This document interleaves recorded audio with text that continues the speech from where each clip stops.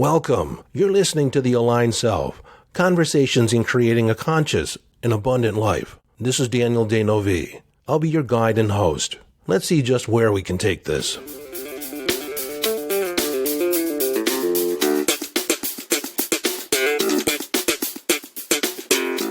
Hello, friend, and welcome back. In this episode, I want to talk about something that's been coming across my feed, my radar, in my world, I guess. And that is, how do you know when to share your intention or an outcome that you want to create, your dreams and desires? How do you know it's safe to do so? Because most of us have experienced, those times where we are vulnerable and we share, something that we want, something that we intend to do, or something that we want to incorporate in our being. And perhaps we're shot down. Perhaps we're criticized. We're asked, who do you think you are to dream such a dream? Seriously, we know you're not capable of that. So, in this episode, we're going to go deeper in this conversation here on when is it safe to disclose an intention? When is it safe to share a dream? And with whom do you share this information with? But before we dive deep into this conversation, I want to let you know that this episode is sponsored by my customized, personalized hypnotic audios. Now, depending on when you listen to this episode, it may or may not be available. I've opened up, 2 or 3 spots, and I do so every now and then when I get excited about it. Because these are labor intensive. It requires me to interview you, figure out what is the best approach, what works for you. It's not a one size fits all. And after the interview, I'll design a hypnotic audio that you can listen to again and again to reinforce any behavioral change, any aspect of your persona, your personality, your self-concept, and or unleash an entire new future for yourself, all based on reprogramming the other than conscious mind. So as you think about this and it appeals to you, go ahead and go to YesDaniel.com and follow the link to get happily involved. So, okay, back to this conversation about sharing a dream, sharing your vision. When is it safe to do so? And do you want to be indiscriminate?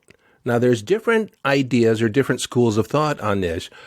In one camp, it's suggested that you do, you tell people, you make it public, a public declaration of some intention, some grand dream, and those people, your audience, will hold you accountable to that. For instance, I had a friend that declared he was writing a book. He had done so several years earlier, and I just found out when I met him, and I asked him, so tell me about your book. And he's like, oh, the dreaded book. And he recounted, probably for the umpteenth time, just how often he started and then stopped and got delayed and sidetracked. And it's been this burden that he's carried on over his shoulders. He finally did publish his book, but I have a sneaking suspicion that he probably would have enjoyed the process a whole lot more had he never declared it to begin with, at least not publicly. In hindsight, I think it would have been better for him to announce the release of his book, when it was 3 months out or 6 months out, after he had already written the book or at least the rough draft of it and was just going through the fine editing stage, from my perspective. That momentum and the groundwork behind it is all important. But I think now is a good time to discuss perhaps why do we seek that outside validation? Why do we tell people what we're up to before we're fully convinced ourselves? I think it's because of that. Because we're not completely convinced ourselves, it occurs to us as a wild imagining. I wonder, what's the possibility if? And then we say it. We say it out loud. And the people that, love us will say, like, seriously? You want to do that? Like, look at what you've done. Look at your time management. Look at this. They have a perception of us that kind of gets in the way of that possibility. And we're left thinking, why did I ever say anything? Because it's nothing but criticism and negative thinking. Or as Zig Ziglar would say, stinking thinking. But we tell people because we want them to applaud our effort, applaud our intention, and tell us, I think you're amazing. You can go for it. Anything that you imagine you can do. And what do we get? Seriously? You want to do that? Oh, I wish I could say that every intention that I've declared has met with resounding applause and admiration and encouragement, but it is far from the truth. It is few and far between the times when I've declared something bigger than myself that I have not met criticism, doubt, and scarcity thinking. I am totally invested in possibility, that I think that you can do anything that you want to do. To quote Henry David Thoreau, the author, "If you have built castles in the air, your work need not be lost. That is where they should be. Now put the foundations under them." You know, I wish I had read that a long time ago, earlier in my life, but I had to learn from trial and error, announcing and declaring an intention, things that I wanted to do, only to meet with resistance. And I realized that I needed to hold these ideas, hold these intentions close to my vest, not tell anybody until I believed, until I was firmly grounded in the idea and the belief that, yes, I can and will do this. And in a moment, I want to share exactly how to build those foundations under that belief and strengthen your own conviction. But before I do, as it goes, anytime I have an idea for a podcast, the universe guides me to stories and other material to support the idea that I can include, or at least expands my concept of what I want to get across. So I'm going to share a short story from Steve Harvey. Now, Steve Harvey is today a television personality, a comedian. Yet early in his life, he declared that he wanted to be on TV, and he met with some interesting resistance. But I'm going to let him tell you in his own words. You want to kill a big dream, tell it to a small-minded person. I told everybody at 10 years old I was going to be on TV. And I had a little problem when I said that. I had a severe stuttering problem. I could not talk outside of my house. I went to school, church, anywhere. I locked up. I couldn't go to the store. I just stuttered profusely, man. It was a horrible experience for me. So when I wrote on that paper, the assignment was write on a piece of paper what you want to be when you grow up. I'm 10. I wrote, I want to be on TV. That was that faith, the belief in things that you cannot see. I ain't see no way I could be on TV, but I wrote it down. I didn't know no better. I'm 10. I wrote it down. Teacher called me to the front of the class. I thought I'm going to get me a gold star because she had everybody stand and read their paper and their name. She called me to the front. I'm thinking, I'm going up here to get a gold star. I ain't never had one before. This must be, my answer must have been really good. I can't tell you how wrong I was. That lady didn't call me up there to give me no gold star. She called me up there to humiliate me. And when I got up there, that lady leaned into me. She said, why would you write something like this on your paper? First of all, why you called me up here? You know I can't talk. You already know I can't talk. And she just said, why would you write something like this on your paper? And I'm standing there. I'm trying to get it out. She said, who in this school ever been on TV? Who in your family ever been on TV? Who in this neighborhood ever been on TV? She said, look at you standing there. You can't even talk. How they gonna put somebody like you on TV? So every Christmas, I send her a flat screen TV.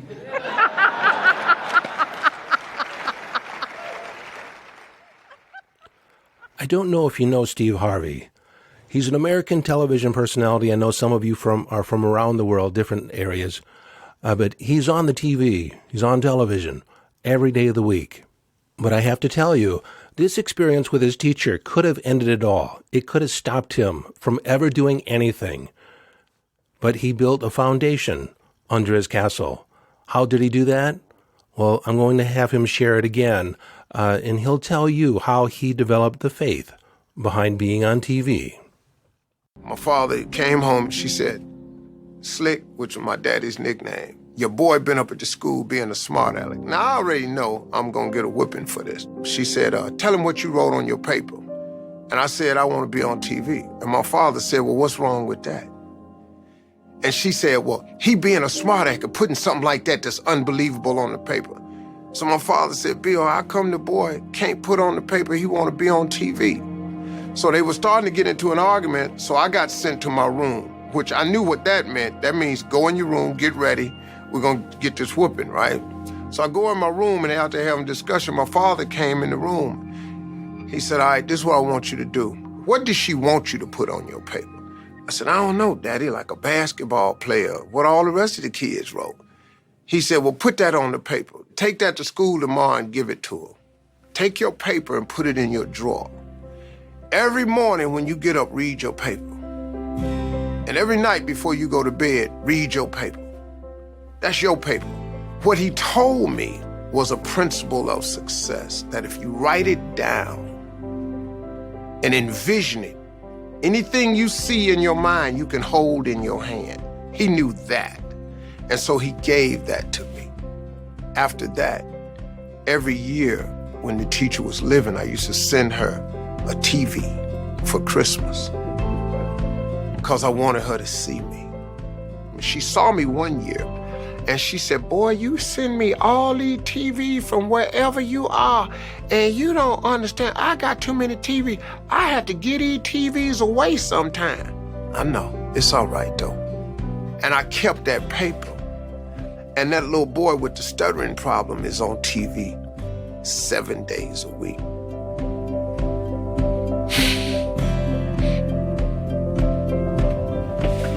Yeah, I'm on TV. Now, one point I want to make is the fact that he did tell his teacher he was humiliated. It actually unleashed in him the desire to prove her wrong, hence sending the TVs every year. But you have to say it would have never happened if it wasn't for his father to reinforce the vision, reinforce the idea that, yes, he could be on TV. He's been on television for over 20 years now, over 220 credits to his name. So the lesson here is to not share with other people until you're prepared to meet resistance, because there's going to be resistance. People interpret you based on their own limited perceptions, their own limited ideas about what's possible for them, and their assessment of you and your capabilities, which are not the truth. People have their opinions about you, definitely.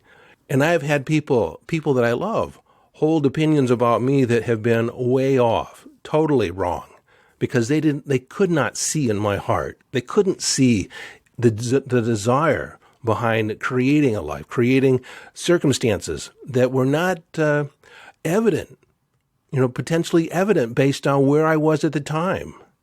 See, it doesn't matter how good you are today. What matters is how good do you want to be. So like when Steve Harvey read that statement, I'm going to be on TV. I want to be on TV every day. That fueled the fire. That built the faith. It's having that vision and holding the vision of the possibility in your mind, regardless of what people are saying outside of you. And sometimes you can feed them, if they want to know something, you can feed them a palatable lie. You do not have to reveal your cards until you're ready. Now, I'm going to go more in depth in ways you can build that belief, build that structure, that foundation below you, below your dreams. But before I do, I want to share another story of a friend of mine, Dawn Cook. She's a client and a friend. She just recently wrote a book called The Aviatrix Mindset. Now, I consider myself a wordsmith, and I had no idea what aviatrix meant. I had to look it up. And aviatrix is a female pilot. See, Dawn is a professional pilot. And there's a particular mindset that she's adopted along the way to be a successful pilot. But her story began back in high school. And the physics teacher, I don't know what the assignment was, or it was just kind of thrown out there, like, what do you want to be someday? And she replied, an airline pilot. And the physics teacher kind of laughed and said, given who you are, that's quite unlikely. Now, I have no idea what criteria he was using to make that statement or qualify that statement, but when Dawn was recounting it to me, she figured it was because, one, she was female and she wanted to pursue a career in a heavily male-dominated industry, and the fact that she was not that good of a physics student. Terrible, in fact.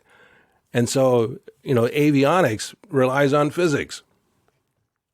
And again, from the teacher's perspective, it was unlikely that Dawn would ever fulfill on her dream.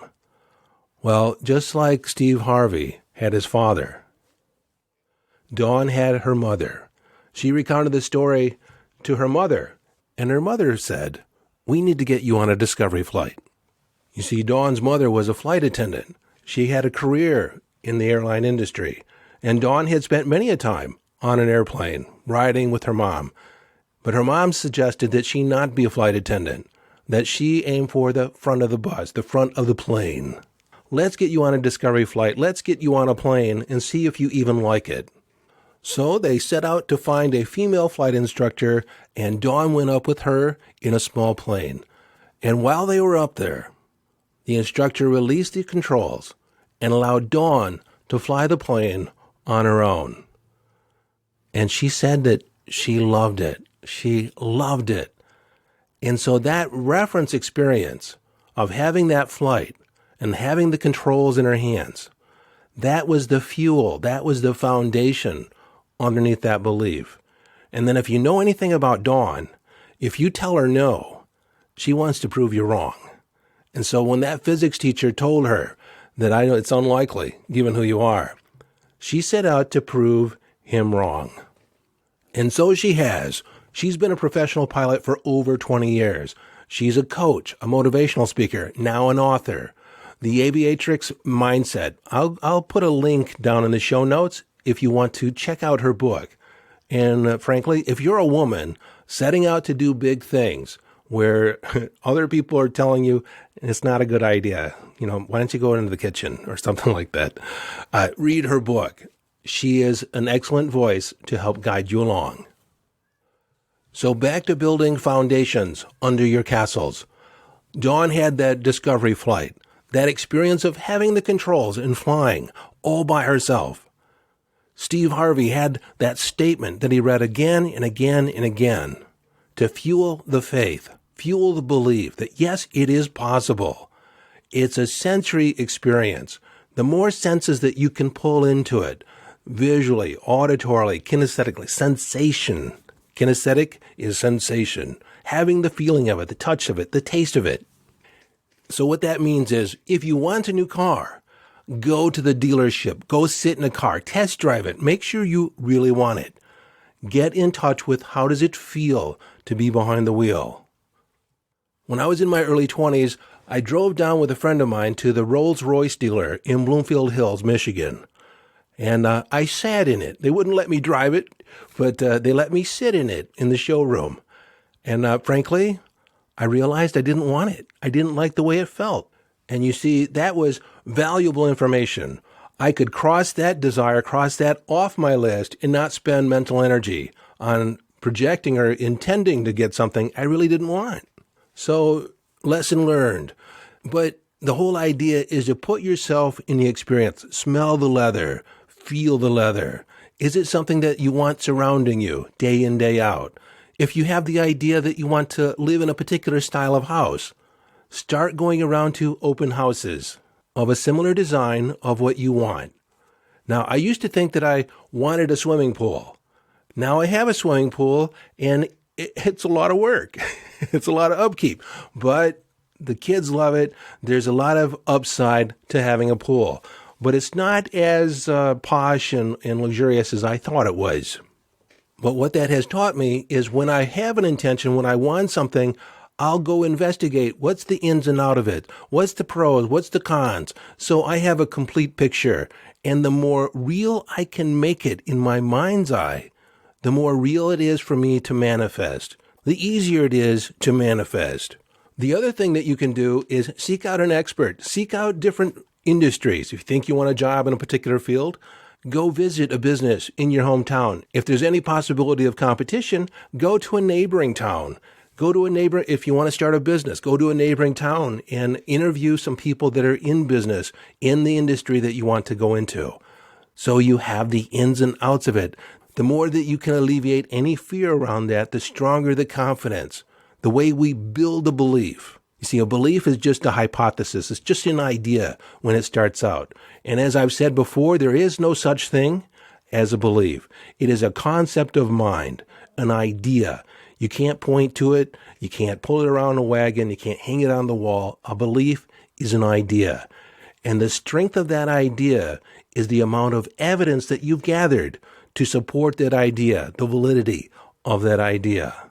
And so those reference experiences go a long ways to building that belief and strengthening that belief. And again, this can all be before you tell, the neighborhood or tell your loved ones or tell the world. It's doing your due diligence. Now, this brings me to the story of Kevin. He's a former coworker of mine when I was working at JCPenney back in, I was in my 20s, back in the 80s. And Kevin was a security guard. And sometimes it was slow in the store, and as there security's wandering around looking for shoplifters, we'd strike up a conversation. And he would constantly tell me that what he really wanted to do was to be a policeman. He'd applied to the Flint Police Academy, and frankly, there was a lot of people applying, and he got put down to the bottom of the list. But he had said that it was a dream of his for years. It was something that he thought about all the time. And now, even in my 20s, I was couched in this whole idea of stepping into the experience. I was the assistant merchandiser for the sporting goods department, and there we were standing next to the gun case. And I asked him, has he ever shot a gun? Do you own a handgun? And he said, no. I said, well, if you want to be a policeman, maybe you should think about getting a handgun and taking shooting lessons. He stood there for a moment just looking at me kind of blankly. And then suddenly there was this aha cascade effect that happened all over his body, like I touched his head with a magic wand. And he said, yes, you're absolutely right. I'll do it. Now, at Penny's, we did not handle handguns. We just handled rifles, shotguns for hunting. So he ended up going out and buying a handgun. And get this, he took lessons from an active duty police officer who was a shooting instructor on the side. And they would talk about on-the-job experiences, and he learned a lot. But what's interesting is the week after he began his shooting lessons, and I remember this so vividly because he relayed it to me, they had been tracking this young kid through the store, the security team, and they can't approach anyone until they actually leave the store with merchandise, and they can catch them. So they were prepared to corner this kid as he left the store, and the kid bolted. And Kevin, not his real name, in fact, I can't remember his real name, it's been 40 years, but he started running after this kid across the parking lot. And he said the kid ran like the wind. And it was after short order he realized he was grossly out of shape. There was no way he could have stepped into the police academy in the shape that he was in. So he began dieting, changing his nutrition, and he began running. And every step he took, he knew that he was preparing to be a police officer. It was only 3 months after that conversation in front of the gun cabinet that he became accepted to the police academy. So while that story about Kevin doesn't necessarily apply to, knowing when to tell someone about your grand intention, it was about preparing to step into your intention, to step into your outcome, to fulfill on it, to act as if that it was just a matter of time until it was reality, until it was realized. But in that process, in that day-to-day process, you are taking the steps, you're studying, you're asking questions, you're in the investigation of fulfilling on this intention. It's not out off in the distance. You are actually engaged in the process of fulfilling on it. So here's the process if you have a grand intention, a grand outcome that you want to achieve, a vision for your life that doesn't necessarily look logical from where you currently are. You build your castle, you build your vision and set it in the sky. Then you build the foundation. You ask the questions, you get the skills, you have some experiences to flesh out that vision, to make it more real, more tangible to you. And then you build a staircase from your foundation up to the castle. See the steps. Is it believable to you? Are you willing to take the steps? Are you willing to do what's necessary? Although you may very likely never have to take all the steps necessary to fulfill on it. You have to be willing to be able to take all the steps. Because if there is a step in that process of realizing your outcome, realizing your intention, and you don't really want to do that step is going to be the thing that stops you. The other thing that happens is when you build the steps or can visualize the steps between here and there, it becomes more real. It feels doable to you. It just seems like a matter of course, a matter of time. And then you can stand the rejection if you throw it out there to someone else, even people you love, and they say, who do you think you are? Like, what gives you the idea that you can do that? It's in that moment that the belief that you fostered, the belief that you built, that you've gathered evidence for to support, it's then that you can just brush off their rejection, brush off their criticism, brush off their doubt, and say with confidence, I know it looks unlikely, but I'm committed, and I'm going to do whatever it takes to fulfill on it. It is that stand, that conviction that you have for your dream, for your vision, that will diminish and brush away all doubt, all criticism. Because it is inevitable that there'll be trolls, that there'll be jealousy, that there'll be people that will just tell you that you can't do it, that you shouldn't do it, that who the hell do you think you are to take this on? But remember, it's not about you. It's about them. It's their perceptions. It's their belief about what's possible.